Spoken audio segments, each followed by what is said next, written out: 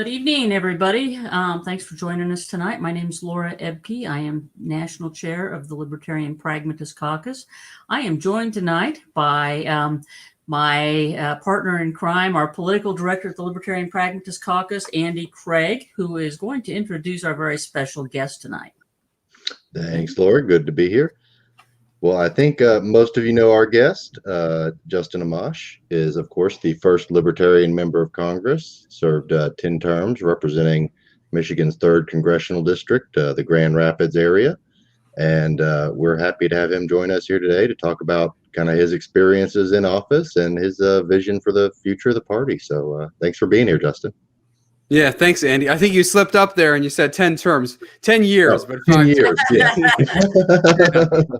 I haven't been in Congress that long, so it just seemed like it, right? Yeah, it started to seem like 10 terms. Yeah. So just for those who are watching, this is one in our continuing series on where we talk to current and past Libertarian elected and appointed officials around the country. We've talked to some mayors and some city council members and our state legislator out in Wyoming, Marshall Burt. And so we're really excited to have you here tonight, Justin, and anxious to hear about what life as a Libertarian in Congress is like. Thanks. I'm excited to be here. Okay, and it's probably, as you can imagine, pretty awful, huh?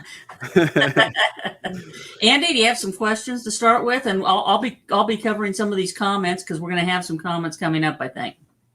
Sure. Well, I suppose let's kind of start at the beginning. I know you did a term in the Michigan State Legislature first. Kind of what piqued your interest? Why did you decide to run for office? What piqued my interest was seeing these two parties, the Republican Party and the Democratic Party, that were basically identical on so many issues, and then still at each other's necks, fighting everything as though they're mortal enemies when they're actually pushing for bad policy together. So I wanted to get into the state legislature and show people that someone could be independent. Someone could make a difference standing up on principle. And, I did run as a Republican. I had grown up thinking of myself as a Republican, and that's how I decided to run for the state house. And I was a very independent Republican in the state house, just as I was in Congress for a long period of time.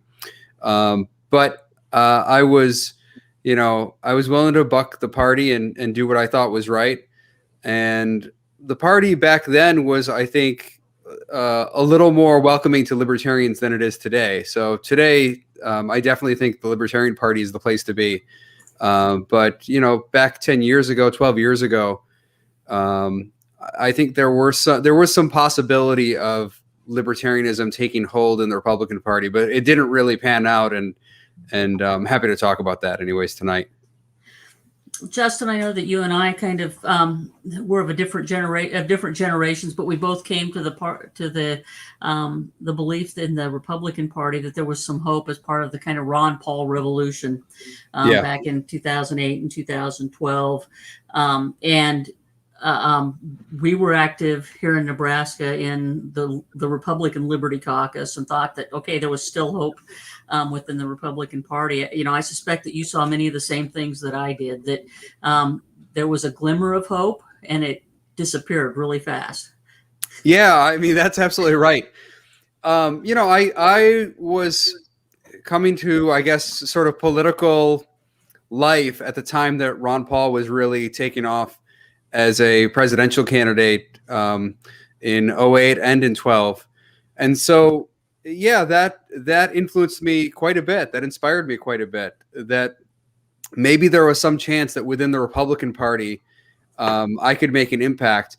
And there was a brief moment where I thought that was possible. Around the time that the Tea Party was first, starting out, and a lot of what people who were members of the Tea Party talked about were the things I care about: limited government, economic freedom, individual liberty, things that I think would fit within the Libertarian Party very nicely, but at the time seemed to have a little bit of a resurgence within the Republican Party. And unfortunately, that all went to waste. Within about 4 or 5 years, they totally forgot about those things, stopped caring about fiscal conservatism, stopped caring about individual liberty, and it ultimately manifested itself in electing a national populist as president, someone who espoused political values and principles that were pretty far away from libertarianism in most respects.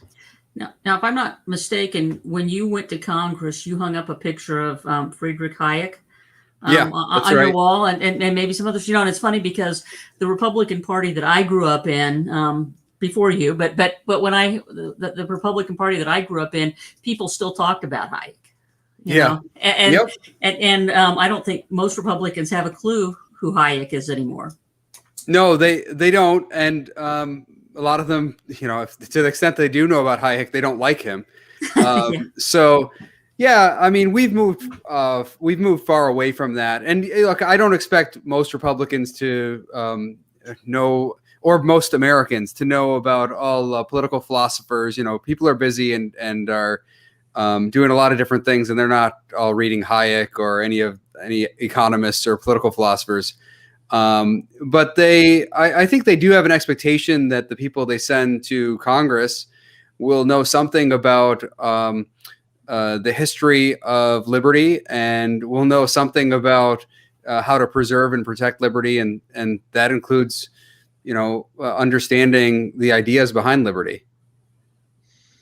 And speaking of Hayek, you've called yourself a Hayekian libertarian. Obviously somebody who really influences your thought. What do you feel that brings to the table in terms of kind of maybe some different insights or emphasis on how to think about libertarianism? I think there are two important things, at least two important things. One is a certain level of humility that you have to bring to the job. And I don't mean this as in, you can't be brash, or like everyone in politics is a little bit egotistical, or there's a little bit of that because you're in a line of work where you're doing something pretty ambitious, and you clearly think you can do it better than other people. Otherwise, you wouldn't be running for office. That's like a part of it. But so I don't mean that kind of humility, although that kind of humility is important. And I did serve with some people like Walter Jones who did have that genuine kind of humility. And what I mean by humility, though, is this respect for our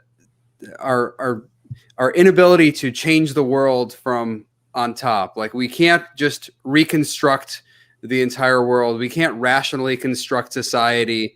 It's a respect for things we don't necessarily understand, traditions and orders that have developed. I think that there's a lot for libertarians to learn from Hayek. There were conservatives used to at least hold this belief to some extent, this belief in classical liberalism, that we have to have some respect for our institutions, and show some respect for the way things have developed spontaneously, that they didn't all come because someone designed them. It wasn't someone just sitting behind a desk and designing our entire system of not only just government, but society, especially. The ideas behind these things developed organically over time. So I think that's a really important aspect of Hayek. But additionally important is this respect for the rule of law. This idea that when we write legislation, the laws should be general, equal, and certain. I think that's probably the most important characteristic of law. I think that if you're talking about how to preserve liberty, having those qualities in the law is the most essential thing. There are people who strive for liberty without thinking of it within that context, and then they ascribe to an order where it's just whoever has the most power is the one who rules. I think that's a very dangerous thing. In other words, what I'm saying is we can't impose liberty on society. We're going to have to work within a system, and the best way to advance liberty is to have a system that protects equality, that where laws aren't arbitrary. I think all of those things will help advance liberty. So, speaking of the rule of law, TCR Tom, I don't know who TCR Tom is, but he's asked the Fourth Amendment violations are not getting the interest they deserve. What are your thoughts on that? Well, I totally agree. Yeah, I totally agree with you, TCR Tom. I mean, yeah, nobody cares in government about the Fourth Amendment except for maybe a few people. I know that from my own experience. I could maybe get a few colleagues charged up about it, and pretty much everyone else said, forget it. Or they said, yeah, sure. We'll go with you if you work on it. Otherwise, whatever. So yeah, they're not getting the interest they deserve. And that's really unfortunate because now we're leaving a lot of things to the Supreme Court. And with the exception of maybe one or two Supreme Court justices, most of them don't care about the Fourth Amendment that much either. So you mentioned the shift in the Republican Party. Used to be we had the William F. Buckley Reagan fusionism, what Hayek wrote about as the American classical liberal conservatism. But these days you see an interesting shift, and it's not just Trump, who's no political philosopher, but you see people like Josh Hawley. One of my colleagues, Aaron Powell, recently said he's somebody who's thought deeply about liberty and he doesn't like it. But you've seen this rise of sort of explicitly anti-libertarian political philosophy on the right. And so where do we go from here if to a lot of people that's where our foothold kind of had been, what influences we did have. If the GOP is taking that sort of explicitly anti-libertarian turn, where's our lane?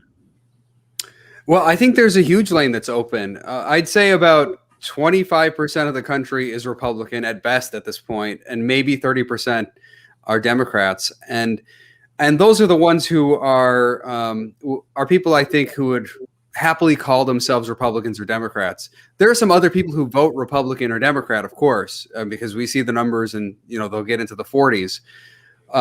But most of the others outside of that 25 and 30 on the Democratic side, most of those are soft voters for the parties. I don't think they're all that inclined to stick with the parties if they feel there's a real alternative out there. And we have to be that alternative. There's about 45, maybe 50% of the country who identify now as independent. And I think they're up for grabs. I think they could be won over to the Libertarian Party. The Libertarian Party has to be a party that's viewed as a big tent party that is open to a large segment of the public. And I don't think we have to worry about, converting people. There's this constant worry about how do we convert them over to libertarianism. I think there are strong libertarian instincts within American society. So we don't have to really do massive conversions or anything. It's more about persuading people about what they already know about themselves. They already know themselves to be pretty libertarian. They might not have described it that way. They haven't used that word to describe their views. But it's just about helping them to see that they actually are aligned with us on so many principles, and as a result on so many issues.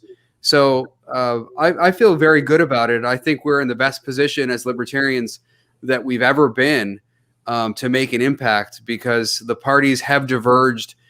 They've gone toward the extremes, and they are pretty far away from libertarianism at this point.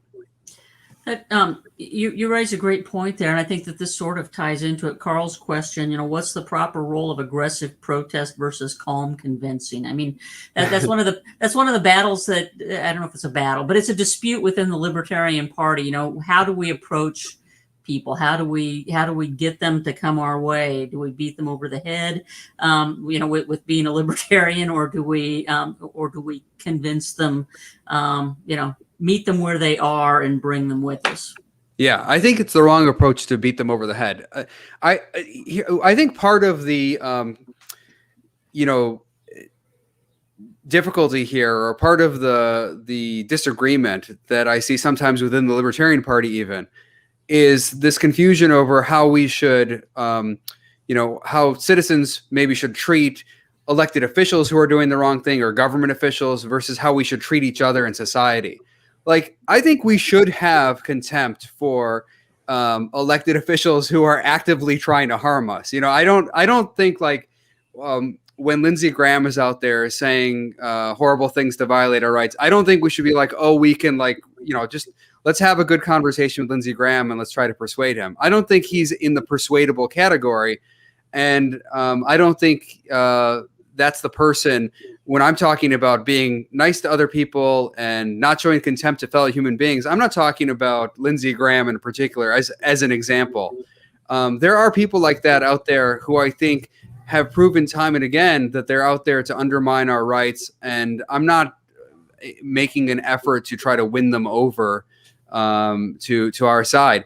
What I am saying is that the vast majority of Americans, even the ones who you think are your staunch political opponents, the vast majority are actually really good people.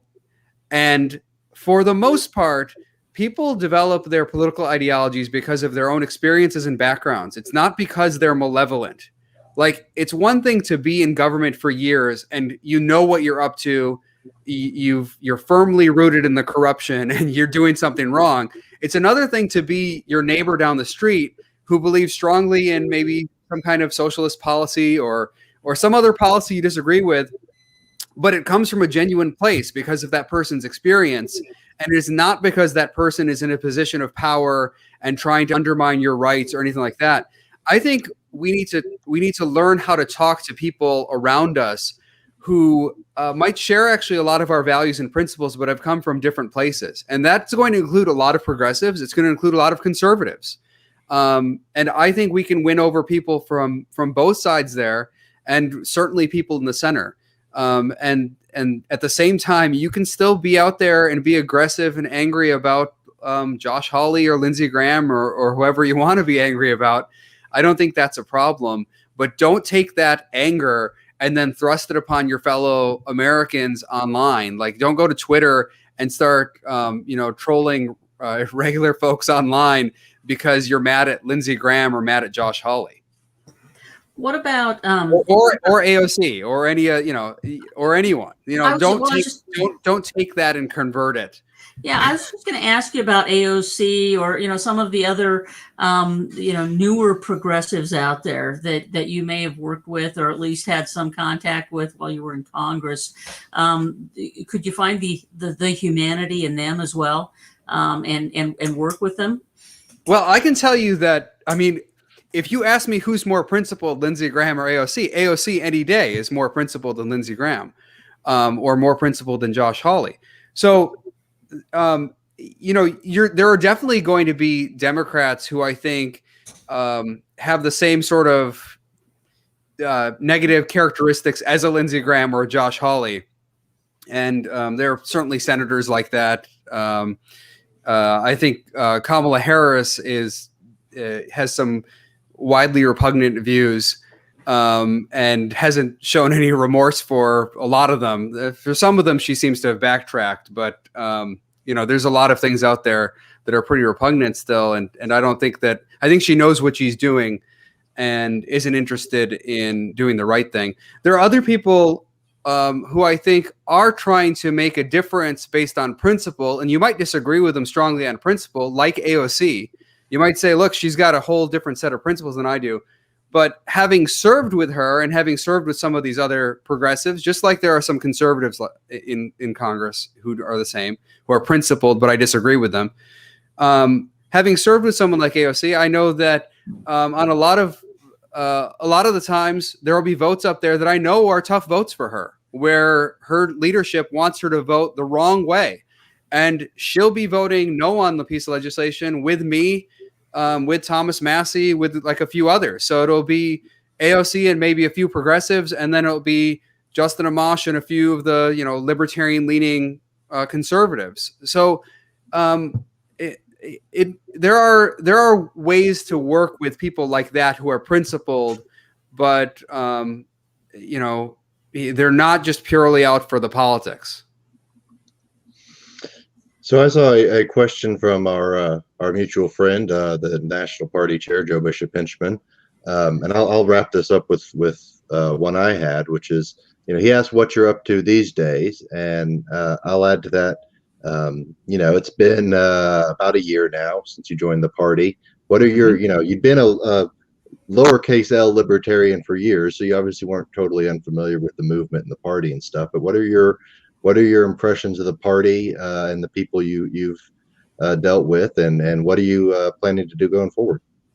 Well, I'm excited about the party, and having spent time in the Republican Party for so many years, I'm in a position to compare and contrast the parties, and I can tell you the Libertarian Party is better run than the Republican Party.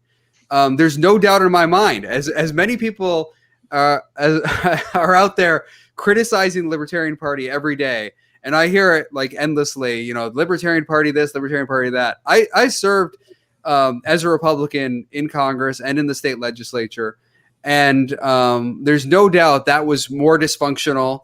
The people were more all over the place. There was less organization. So what I would say is the Libertarian Party does have a lot of work. I think we have some excellent leadership right now with Joe Bishop Henchman and many others. And I think it's important that we try to work with them, understanding the limits of the party right now. We're not as big as the Republican Party or the Democratic Party. We can't do all the things they're doing right now. But what we can do, we need to do in an outstanding way. And I think we are striving for that as a party.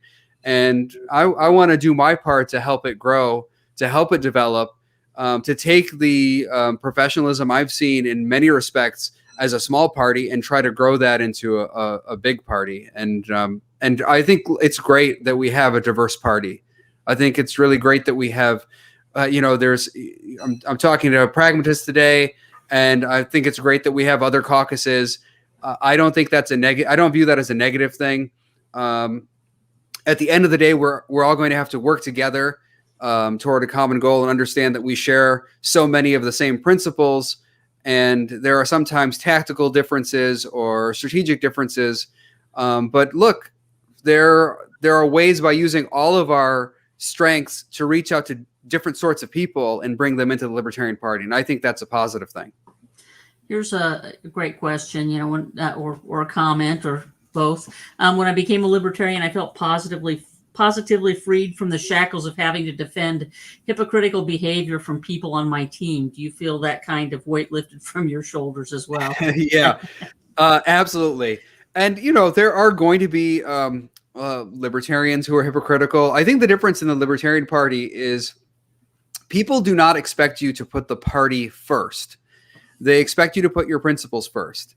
And in the other parties, the Republican Party and the Democratic Party, they expect you to put the party first. If the party turns on its own principles or turns its back on principles generally, then you got to stick with the party in those parties. In our party, if you believe that there's something that's not right, you can stand up and you can say it, and people are pretty accepting and understanding of that.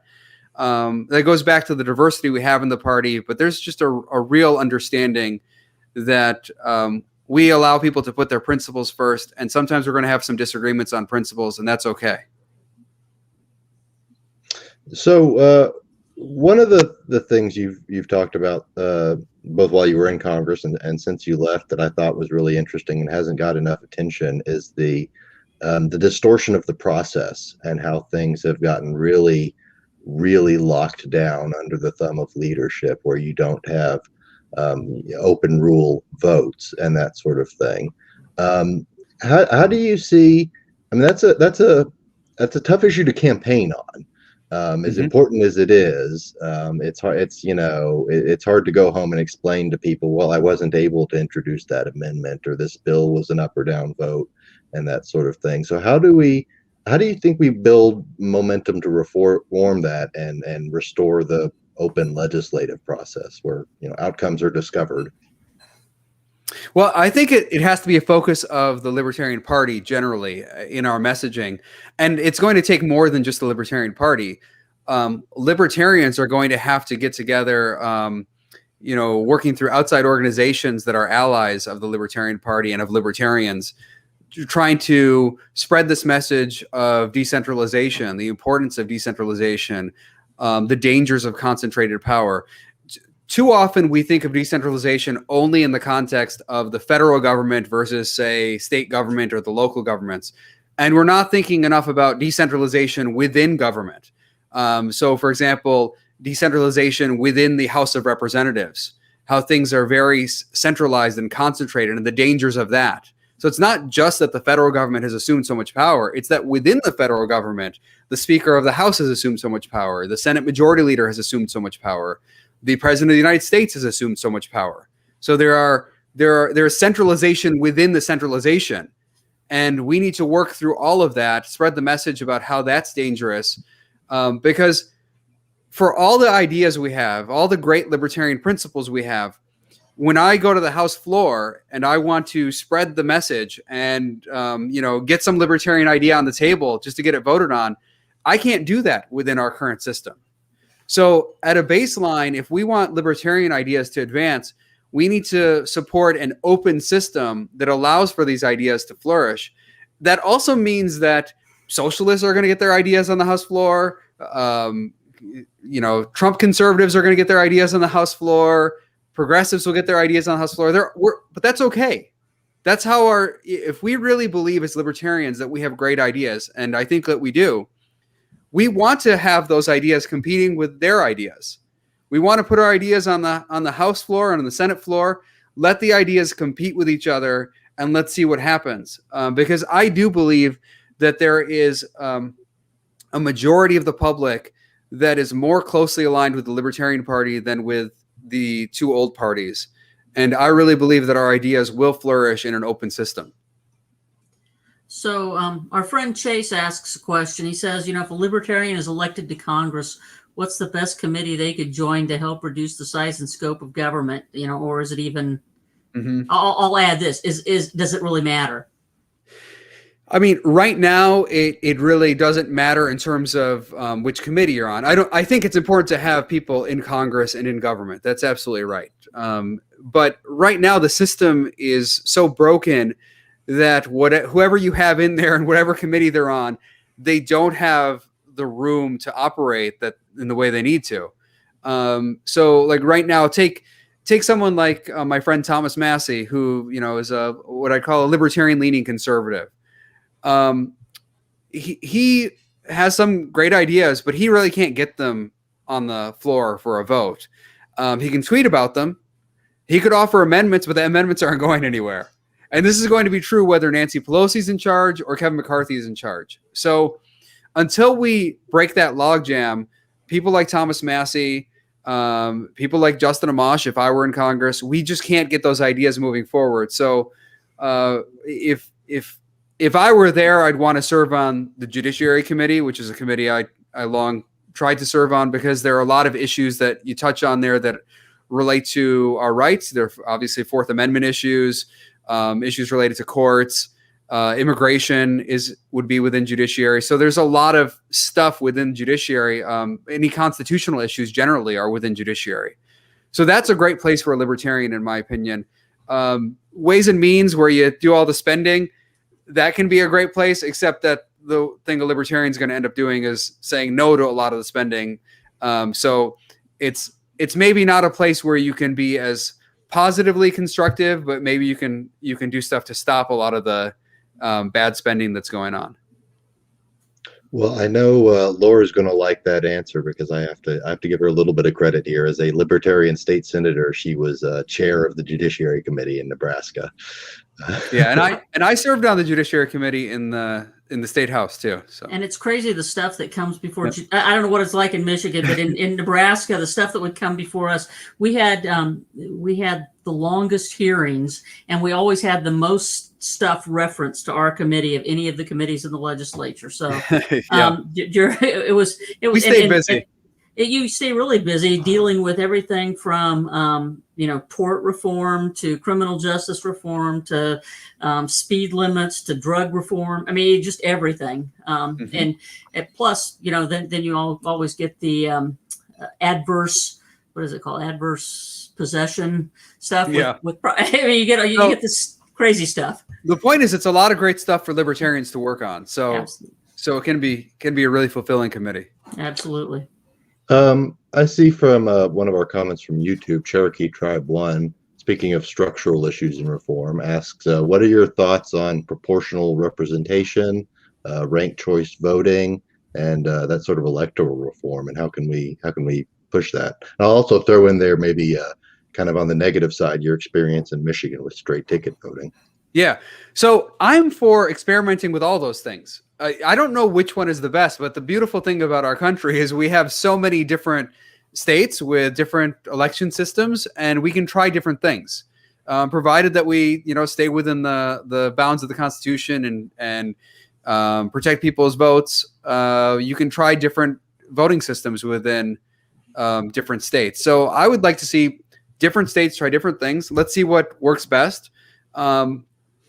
I think that there are some systems that will work better for third party or independent candidates than other systems. Michigan is a really terrible state for running outside of the two old parties. We have straight ticket voting, which is it's one of the few states that still has straight ticket voting, where you can just go in and vote Republican or Democrat and then walk out. You can also vote Libertarian. The problem, of course, is that generally speaking, the two old parties are the ones who have more of the candidates up and down the ballot. They're the ones that are doing more of the advertising right now. So it's easier for people to just go in knowing a little more about the Republican or Democratic Party than the Libertarian Party to just vote for one of those two, which means there are some good Libertarian candidates down ballot who don't even get a look. There are also good independent candidates down ballot who don't even get a look because people just vote and they get out of there. So I would do away with that. And I think that you have to have a system that is fair to all the candidates, that doesn't put an undue burden on Libertarian candidates or independent candidates to get ballot access. And, there are states that have tried to burden us. Michigan's one of them, but there are other states too out there. And we do have to fight for that. So here's another question, which is I've been having conversations on Facebook with people about this. The whole question of the Reapportionment Act and the question of whether or not Congress could actually set limits on the number of representatives there were. I always tell people that my legislative district in Nebraska was bigger than what the original congressional districts were back when it was 30 some thousand or whatever. So, there's probably not room in Congress, in the halls of Congress for, 11,000 people, but there are other ways to vote these days. Yeah. I haven't spent enough time thinking about what it would mean if we had, for example, a lot more members of Congress.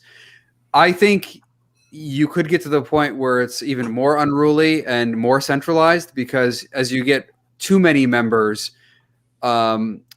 it gives a justification for leaders to say, well, come on, guys, like, what are we going to do? Go through 1,000 amendments? We have to really control this thing from top to bottom. So I do worry about having too many members. On the other hand, I do understand the concerns about members of Congress just having jurisdiction over too many, representational jurisdiction over too many people at this point. And so, yeah, I'm open to thinking more about it. Let's put it that way. But I don't think it should be considered just pros. I think there will be some cons to having a Congress that is too big. Yeah, back a long time ago when I was working in my first real campaign, going door to door, I was going door to door with a congressional candidate who had been who had been in the legislature here in Nebraska. And the fact that a congressional candidate was actually going door to door in a district that had, 30 or 40 counties in it was pretty amazing. But, it doesn't happen, today. Our biggest district in Nebraska goes all the way from the west to the east with just a little cutout around Lincoln and Omaha. Yeah, I went door to door, but for the most part, I had about 4 counties at the biggest, and part of another county. But yeah, it can be a pretty big deal to walk around if you've got 30 or 40 counties. That's not an easy task. I mean, you're driving a long way just to get to some parts of the district. So speaking of your district, I think a lot of us have been a little bit pleasantly surprised. I don't want to, I know it can be a bit awkward to comment on your successor, but Peter Meyer, when he went up there and then like you did the first time, voted for impeachment. A lot of people were asking, what have they got in the water in Grand Rapids? What are your thoughts on that? Because there had been a big push targeting you for being, seen as too anti-Trump. And then even though he's not a libertarian, he's somebody who's come in and I know he's anti-war and seems similar on some issues at least. Yeah, and I think we should encourage on the issues where there's strong alignment. And I think he's been pretty clear about wars. He was pretty clear about that for the years I've known him. We've had conversations long before he was elected to Congress, and he was always pretty adamant about ending the war. So I think that's a positive. And there are other issues where I think we can be strongly aligned, and there are going to be places of strong disagreement. I've seen some votes where I would have very strong disagreements with him, but at the end of the day, we should encourage places where we have alignment, and we should try to find allies where we can and work with them on those issues. And I think it's good to have independent-minded people who are willing to break from their party. That's always a positive thing. And so I'll keep encouraging him to do that, because I think that's, to me, that's as important as anything. Just having people who think for themselves rather than go with the party on everything. So just by reason of ideas, although I don't expect you to actually have an answer to this, Carl asks, how do we get rid of our national debt? Now, it's a $28 trillion question, right? 30 seconds, go. Yeah. Stop all the spending. It's just like the spending is out of control. People talk about tax increases, but the tax increases could never keep up with the spending increases or the amount of spending that's going out the door. What people often don't notice is that when there's a $2 trillion appropriations bill, we're generally talking about 1 year of spending. And when you talk about a $2 trillion tax cut, that's over 10 years.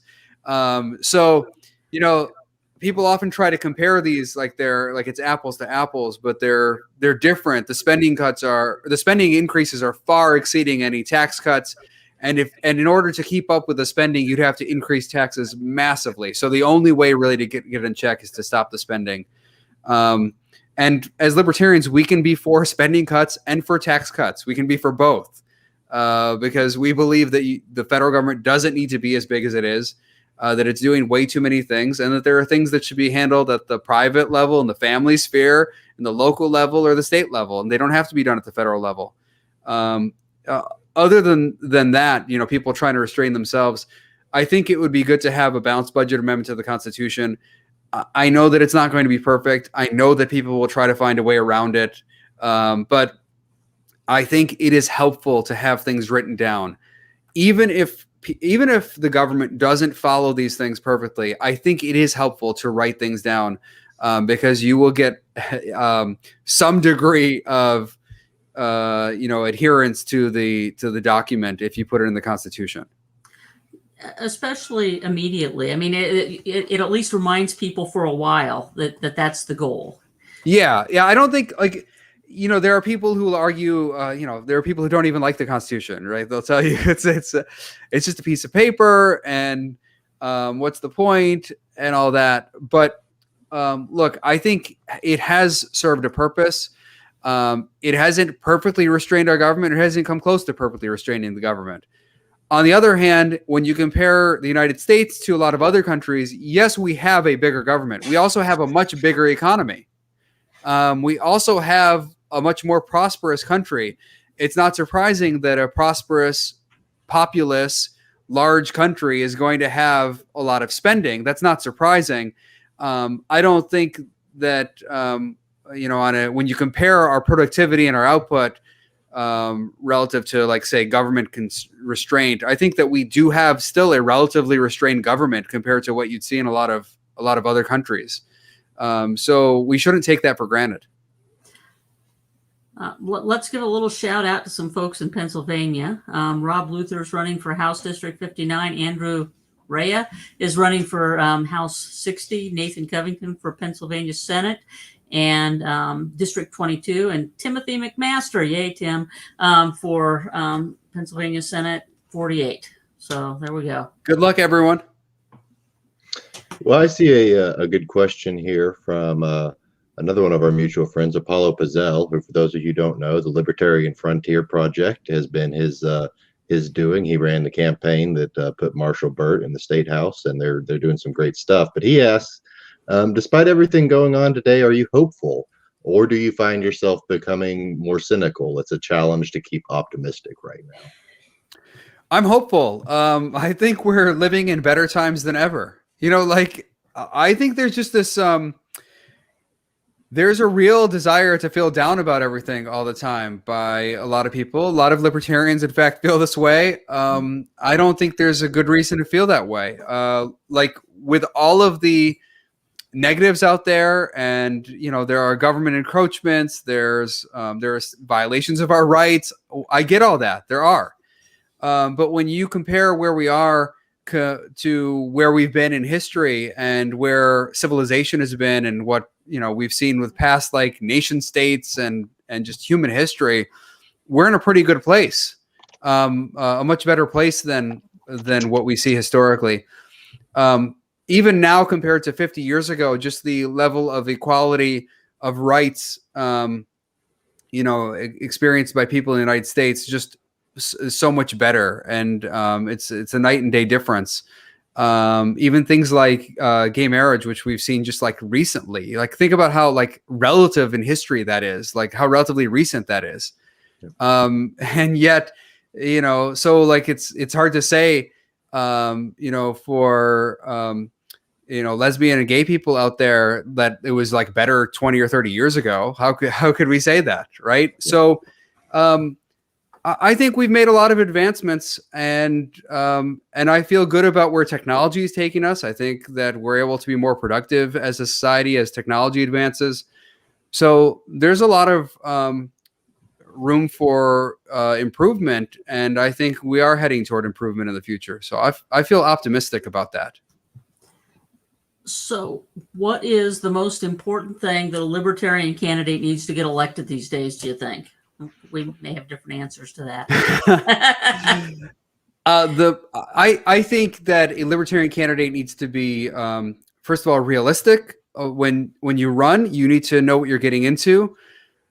I think we need to have, candidates out there who understand the field, understand the level of resources, the hard work it takes to get elected, and are willing to go out there and put everything into it with the idea of winning, not just trying to get a few percent or even 10%.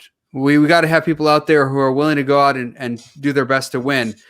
And that means a lot of hard work. And it means that you're going to face some losses along the way too. There are a lot of structural disadvantages that libertarian candidates are going to face. But we just need to keep working through that as a party and keep putting our best candidates out there with our ideas. And when we talk about our ideas, I think the most important thing you can do is to talk about them as common sense, like plain matter-of-fact ideas, not something that is going to shock anyone. There is a tendency sometimes for libertarians to want to say things in a way that makes it seem like they're saying something pretty extraordinary, when actually what libertarians should be doing is talking in a way that makes it seem like what they're saying is pretty ordinary, that they're saying something that's very common sense, that's just matter of fact. If you say it in a way that sounds matter of fact and not defensive, then people will interpret it that way. If you say it like you're saying something pretty extraordinary, they will be more reluctant to accept it. The public will say, boy, he's saying some pretty wild things. It sounds like even he thinks they're wild, or she thinks they're wild. Then, maybe I don't want to take my chance here. So just keep in mind that our ideas are widely accepted. They're popular in American society, that we have a very libertarian society naturally, and that at the end of the day, we need to talk like that. Absolutely. I mean, that's one of the, I help, and the caucus helps some with communications on some of these campaigns. And what I tell people is, you can find your 3 or 4 issues to run on. No matter where you are in the country, there's something that's going to have 80% support. It might be school choice, it might be taxes, Second Amendment, criminal justice reform, whatever it is. Don't think of yourself as relegated to a fringe minority, because exactly like you said, if you sound that way, that's how people are going to think of you. And they're absolutely important. There's a libertarian issue you can run on in every state and district in the country that has majority support. So I think that's an important point. Archie Flower, our Vermont state party chair, asked a question. Assume you were commander-in-chief come January 2025, and we'll just gloss over what that implies. What would your first orders be if you were, or if you had been elected last time? Kind of what's your day one? You have the magic baton. Well, I'm withdrawing our troops from overseas conflict. The way I would do it is I would tell Congress that they have 90 days to give me a legitimate authorization for whatever conflicts we're involved in. If they don't give me the authorization, I'm withdrawing the troops. I know for a fact, having served in Congress, that they're not going to provide that authorization. They're reluctant to go on the record on any of this stuff. So unless they give me a valid war authorization, we're withdrawing the troops. And so I think the troops will be withdrawn. I don't know why commanders in chief, presidents of the United States don't ever call the bluff here. I mean, some of them claim to be anti-war. They want to bring the troops home, but they never do this. They never put the onus on Congress to give an authorization. Both the 01 and 02 authorizations do not apply to any existing conflicts. You can't find a conflict right now anywhere in the world where 01 or 02 applies. The 01 authorization was for the perpetrators of the 9/11 attacks. I don't think they've used it for the actual perpetrators of 9/11 attacks in a long time. The 02 authorization is for Saddam Hussein's regime. I think that's pretty much taken care of. So there are no legitimate uses for 01 authorization or 02 authorization. So all of these overseas conflicts, I believe they're not authorized. I'm bringing the troops home, and Congress has a chance. They have a brief chance to give me an authorization. I don't think they can do it. So the troops will be coming home. Excellent. That touches on. Oh, go ahead, Laura. Carol Moore says that politicians are a bunch of crooks has always been most famous or most successful libertarian line. That's a little problematic, though, isn't it, if you're knocking on doors? Yeah. I mean, if you are running for office, I'm not sure you want them to believe that all politicians are crooks. Many. Because because there are many politicians who are crooks. That's right. And maybe even most, but in fairness, here's what I want to say, because I've said this before. I think that there are, like, if you look at Congress, there's a fair number who are what I would call corrupt. I've named a few earlier on in this program, and there are a few who are pretty corrupt and I think are intentionally doing the wrong thing, intentionally trying to harm people. I'd add Kevin McCarthy to that list, the current Republican leader in the House, who I think don't really have morals, don't really have ethics, and are willing to take down the whole country in order to, elevate themselves. But then there's a large swath, and I would say this is the majority of people in Congress, who are just kind of there. They're not, I don't think they actually have like ill intentions. They don't necessarily have good intentions either, but they're just kind of going with the flow. They are, in some ways, like they feel helpless. They feel like, well, I just got to go along with it, because if I don't go along with it, someone else will get elected who will, do worse things. And I don't think they're actively trying to harm people, but they're like, they're signing on to the leadership of people who are actively trying to harm our country. And that's why, when we say most or many are corrupt, I want to make sure people understand that I'd say the majority of them are not like actively trying to destroy the country or harm the country, but they're kind of like useful idiots, to put it, I guess, in a sort of nice way. Sure. The neighboring congressman, my neighboring congressman here in Nebraska, Jeff Fortenberry, recently got into a little bit of hot water with the Capitol Police because he pushed the panic buttons in his office just to test the response. And he did this like 2 or 3 different times, and everybody, but he told them ahead of time that he was testing, and so people went to his office and then found out that it was just a test, and so they turned around and left, and so took like 20 minutes. It seems to me like that's probably not a good idea. No, probably not. But he wanted to make sure, after January 6th, he wanted to make sure that they get there fast enough. Yeah. Yeah. I don't know. It's probably not a good idea, but, again, like, I think that I know Jeff a little bit, and he seems like a pretty nice guy. So I don't like, he's a nice guy. I mean, so I think that, like, just like I said, there's a lot of going with the flow that goes on in Congress, and it's easy to lump everyone together as like malicious or malevolent, when I don't think that's the case. That doesn't mean we should applaud what they're doing. I think we should be critical of it, but I think it's important to understand the distinction between someone who's trying to harm people. Like, I think, there are people like that in Congress who, put themselves first and are willing to really harm people in order to elevate themselves. Josh Hawley is a great example. And then there are other people who I think are just there, and they're not really, you talk to them, they're not really trying to hurt people. They actually think they're trying to do the best they can, but they just feel like a little bit in over their heads. And the system is designed to make you feel that way. Like, it's very top down, and they're trying to crush you. They try to crush your spirit. They want you to feel like you need them, you're dependent on them, the people at the top. And that you're just like, you better go with the flow or you're out of here. So does this mean you haven't read John Boehner's new book, or have you? You haven't? I saw some of the excerpts where he called me, he attacked me in the book a little bit, but he called me out. But it's probably, I've heard him talk about it. It sounds like one of the most disingenuous books out there.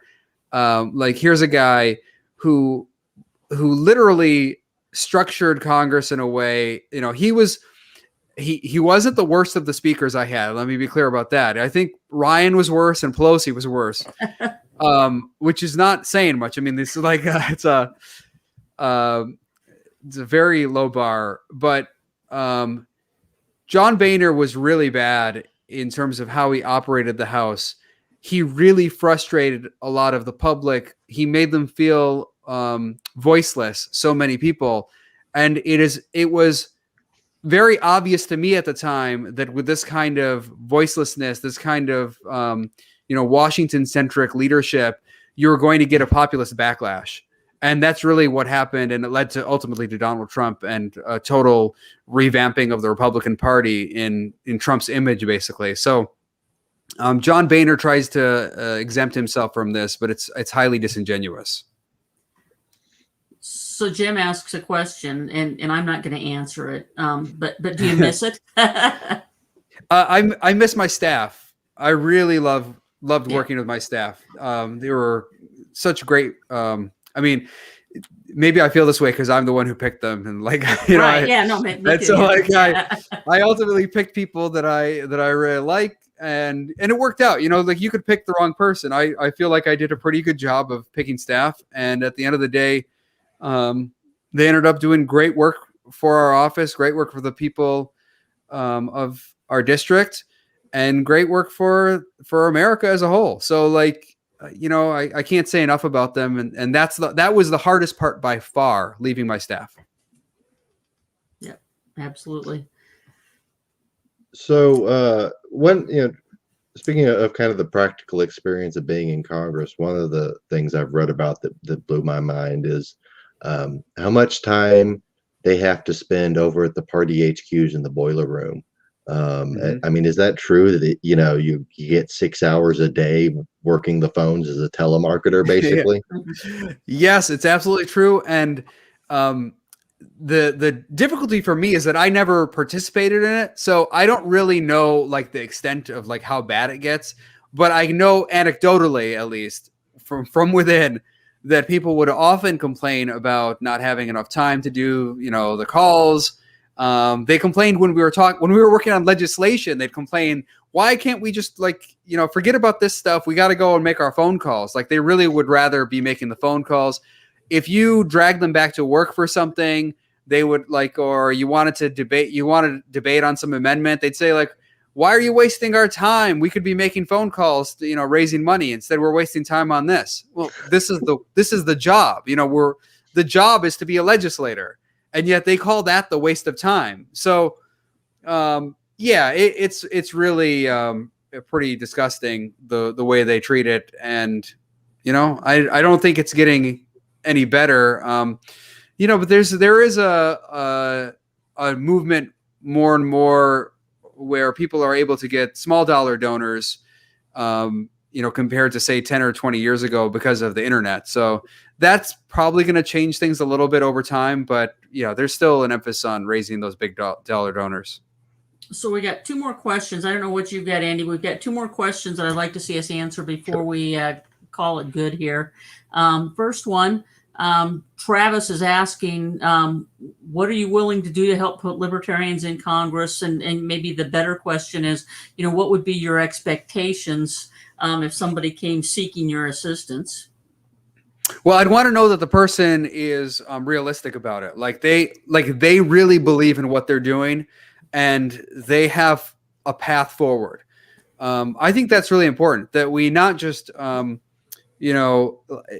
when it comes to something like my endorsements, for example, and when I was with Ron Paul, like serving with Ron Paul in Congress, it was the same thing. When I'd go to him for an endorsement, and he did endorse me when I ran for Congress. He said people always come to me for endorsements, and I don't endorse, everyone. There's a lot of people I don't endorse.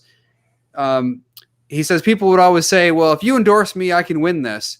And Ron Paul would tell them, well, what percentage did I get in the primary in the GOP primary in your district? And they'd say like, well, you got 5% or something. Well, then I can get you 5%. So